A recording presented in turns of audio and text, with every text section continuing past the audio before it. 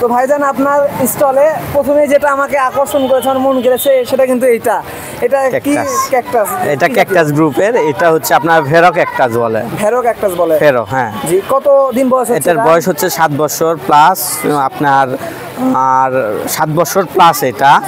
তবে আপনার এটার ফুল আসে, মূলত ফুল আসবে আরো কমপক্ষে 4-5 বছর পরে, আরো 4 বছর সময় লাগবে। 12 বছরের মতো? হ্যাঁ হ্যাঁ, এইরকম সময় লাগবে।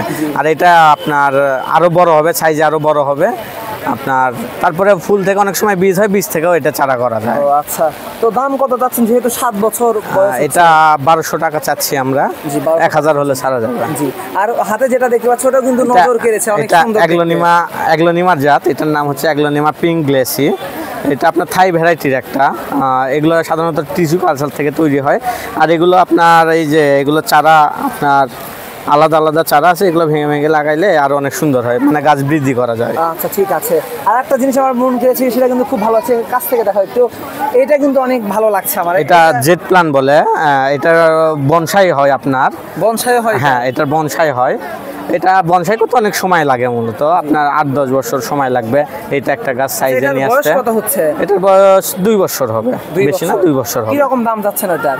এটা 300 টাকার মতো চাচ্ছে। 300 টাকা। আর এই পাশেও কিন্তু অনেকগুলো ছোট ছোট ক্যাকটাসের গাছ আমরা দেখতে পাচ্ছি। এগুলোর দাম কি রকম যাচ্ছে, এগুলোর বয়স কি রকম ভাই জানি? ওটা মানি প্লান্ট, ওইটাও নিতে পারবেন, এটা ভুলে যাবে আরো। হ্যাঁ, এটা